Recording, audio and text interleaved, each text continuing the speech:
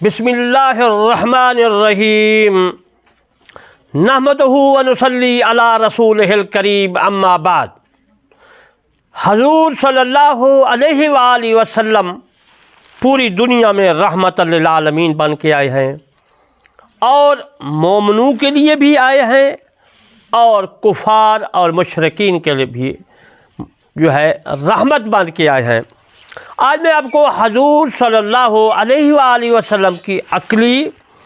اور جسمانی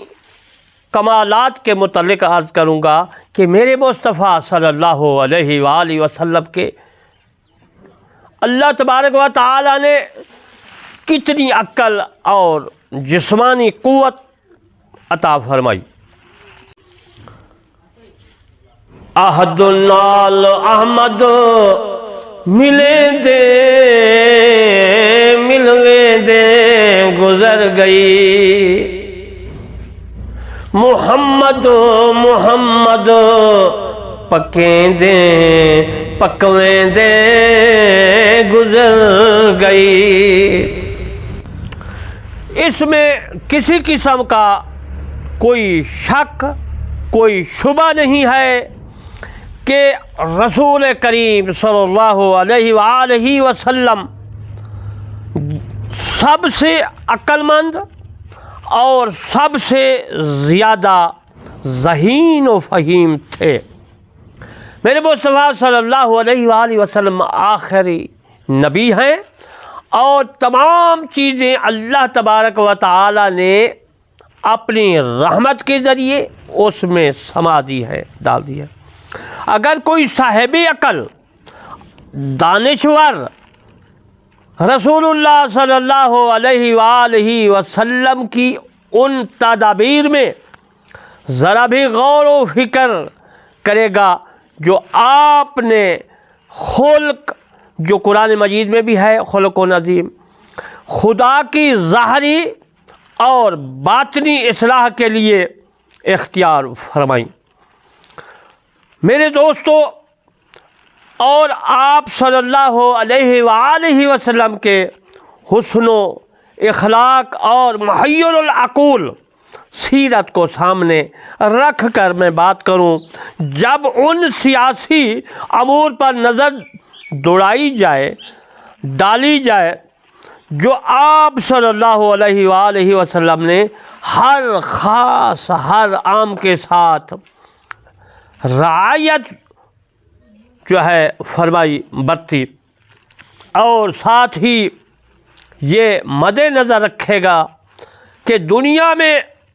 آپ نے کسی سے علم حاصل نہیں کیا، نہ سابقہ راستے یعنی جو گزر گئے کسی سے آپ نے علم حاصل نہیں کیا استادوں سے، اور نہ کبھی کتابوں کا آپ نے مطالعہ کیا،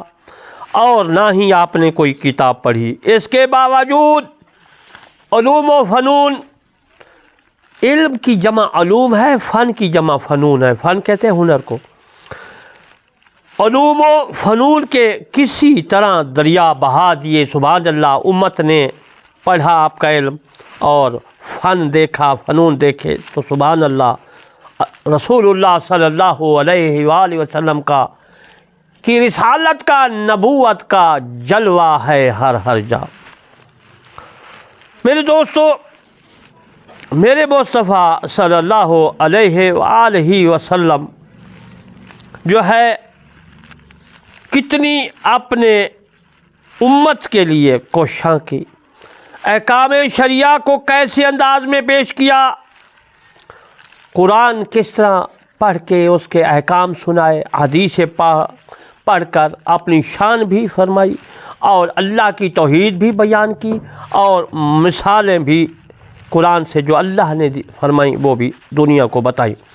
میرے دوستو، سنتے ہی منصف مزاج کے لیے ماننے کے سوا کوئی اور چارہ نہیں رہتا، کوئی چارہ نہیں ہو سکتا۔ تو ان باتوں پر نظر کرنے سے ایک صاحب عقل دانش ضروری اس نتیجے کو پہنچے گا کہ نبی آخر الزمان صلی اللہ علیہ وآلہ وسلم عقل و فہم میں سب سے بدرجہ بہتر تھے، بہت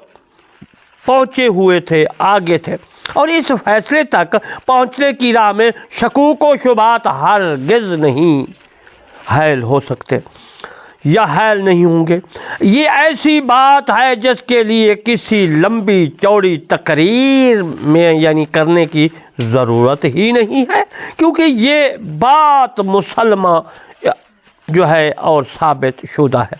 انشاءاللہ عزیزان محترم، حدیث مبارکہ سے رسول اللہ صلی اللہ علیہ وآلہ وسلم کے کمالات جسمانی اور عقلی آگے عرض کروں گا اگر زندگی نے ساتھ دیا۔ میں آپ سے درخواست کرتا ہوں، ریکویسٹ کرتا ہوں کہ آپ نے رسول اللہ صلی اللہ علیہ وآلہ وسلم کی صورت کو اور سیرت کو، رسالت کو، اس کی نبوت کو ہر انسان کے کان میں پہنچانا ہے، مسلمان کے کان میں بھی پہنچانا ہے، مشرک اور یہودی عیسائی کے کان میں بھی، اور سکھ اور پادری اور ہندو کے کان میں بھی، تاکہ خدا چاہے وہ مسلمان ہو جائے، میرے نبی صلی اللہ علیہ وآلہ وسلم کا کلمہ شریف پڑھ لیں، لا الہ الا اللہ محمد الرسول اللہ وما علینا الا البلاغ المبین۔